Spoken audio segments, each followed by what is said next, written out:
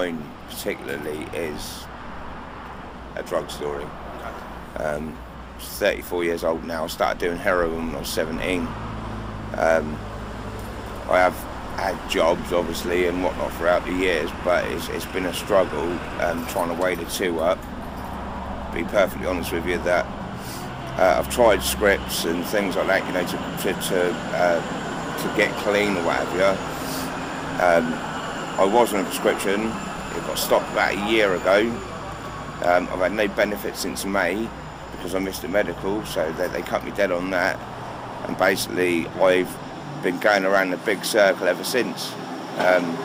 Even though I was already, I mean, I wasn't doing great before that, you know, it has been a real struggle, but I think they don't call it addiction, you know, it's for a reason, really. I think it's a fucking mental illness, to be honest with you. You know, it's not, I don't understand why or what takes over me to make me want to, you know, I'd walk across Reading to get a bag of gear, but, you know, trying to hold a job down is a different story. I don't know, I'm sure it's not just me, that there are other people out there similar in similar situations, and that I'm sure it is a mental illness or something, or some kind of, something takes over your brain that you know, would make you go and do, you know, it's like stick your hand in the fire, you get burnt, you wouldn't do it again, would you? But with heroin, you would. You know what I mean? It's just something drives you to keep doing it. Same as alcohol, I suppose, really, you know, alcoholics. But then, you know, you've got people out there that can't give up food, or, you know, there's all kinds of addiction, and it's called addiction for a reason. So there is things here in this country, yeah, that can help people, but the access to it is so hard. I mean, to go and get on a script could take up to 12 weeks, and they'd want you to go 2 to 3 appointments per week to get, you know, to the end of that, to that stage. Then they'll make a decision on whether or not you'll even get the script. Now, being on the script, it is good and it can help, and a lot of people do get to the other side, but it's staying off of it is very hard. You know, getting clean, you know, that's a battle in itself. Staying clean, that's the real battle.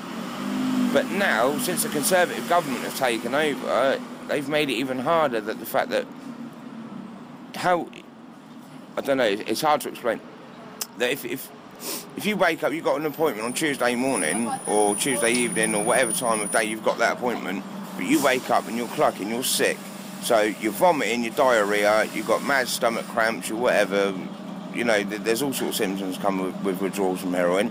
But then you've got to be in an appointment at 11 o'clock. Yeah. How can you make that appointment? That doesn't make sense to me, because you're not going to make it. So at some point throughout that 8 to 10 week period or 12 week period, you're going to mess up. And as soon as you mess up, that's it, you're fucked. You're back to square one again. So they've almost made it impossible for you to even get on a script.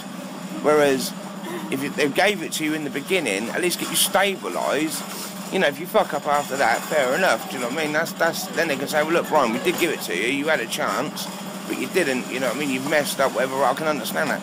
To make you go through all that shit, yeah, and then at the end of it, you might not even get a script out of it. That's, you know, I don't know. That's sort of dangling a carrot in front of a donkey, sort of thing. So that's why a lot of people don't bother. Do you know what? I've got so many friends out there, and if I didn't have this dog, personally myself, I'd do the same thing. Prison is actually a better option now than being on, because as soon as you get in there, you get a script. I'm probably about 3 stone underweight. I think I'm about 9.5 stone. I'm nearly 6 foot tall, so I should be at least 12 stone or whatever weight. You know, you get fed, you get you know, when you start looking at things like that, like, you know, being in prison, it'd be better than being on the outside. I mean, that's fucking says it all, doesn't it? Do you know what I mean? If that's a better option than being on the out, sort of speaks volumes, really, I think. Do you know what I mean? And I don't know. In Reading, there's not one night shelter in Reading. There's no way you can go of an evening and even pay money where you could go and sleep. There is not one night shelter, no. Luckily, I have got a couple of friends that I can go and they'll let me sleep on the sofa. But because they're similar age to me, they're mid-30s or whatever, you know, they're married, they've got children. I can't sleep on the sofa. Their kids wake up in the morning, Daddy, what's he doing on the sofa? Do you know what I mean? And whatever. You know, I feel uncomfortable. It's sort of putting them out as well. Every now and again, yeah, great, like a night, it's really cold tonight, I think, personally. You know, it'd be nice to be indoors, but I'm not going to be, do you know what I mean? So I have to go and sleep in a car park somewhere. That's why I've got my sleeping bag. And obviously the dog would just cuddle up with me, but, you know, there is no night shelter in Reading. There's nowhere you can go and just get in for one night, or, you know, the nearest place I think is Oxford. considering I've got a pot of piss in, I'm not going to get to Oxford, you know what I mean, to get into a night shelter. But to be honest with you, I can understand it, because I suppose if you have to commute through town every day, you see it on a daily basis, they might have walked past 4 or 5 other people before they've come to me or walked past me or whatever. So I can understand why some people are maybe not so inviting. I don't know what sort of term to use on that. I can understand it, do you know what I mean? You know, I've worked myself, I haven't always been homeless, do you know what I mean? I've worked, I've grafted, you know, for money, I've paid lots of national insurance, I've paid lots of tax. But now, when I really need it, I can't even get benefits, you know what I mean? I've got nothing. And I can understand why some people might walk past and get the or go and get a job, you lazy bastard. If it was that simple, great. You know, say, if I had a job to start tomorrow morning, but what would I do with him? Do you know what I mean? I can't take him with me, and at the same time I can't sort of just go and dump him on people either, and I don't want to give him up. It's the only thing apart from what I'm wearing and what's in this rucksack, that's all I've got left in my life. You know what I mean? I don't want to give him up, do you know what I mean? It's fucking heartbreaking. I've been 5 years. Do you know what I mean? And I don't know, yeah.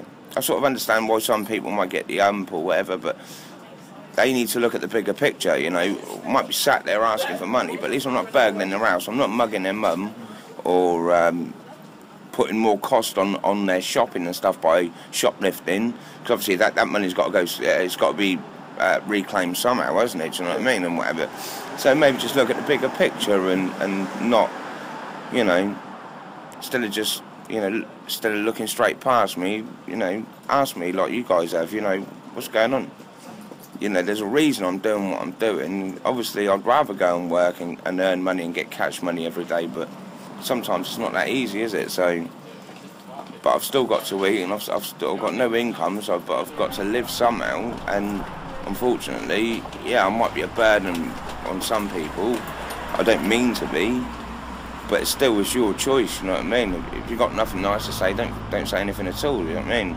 If you want to help me out with a quid, blinding, that's all I can. You know, that'd be great. But you know, you haven't got to at the same point. You know what I mean? So.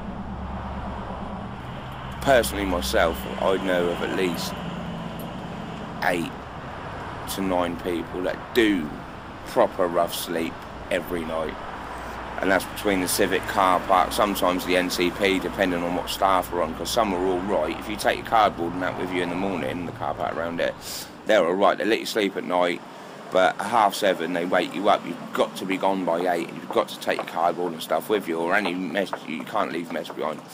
Some of the other staff aren't as nice, and they'll move you on during the night. But I know at least 8, 9 people that are rough sleeping every night. As far as sofa surfing goes, I mean, I could think of probably about 20 people that rely on friends to put them up here, there and everywhere, do you know what I mean? And you know, it's at 8 o'clock, at the market, yeah, you can probably get a sandwich or a vegetable wrap or whatever's left from Pret a Manger, whatever it's called. Personally, I don't eat fucking vegetables, mate, you know what I mean?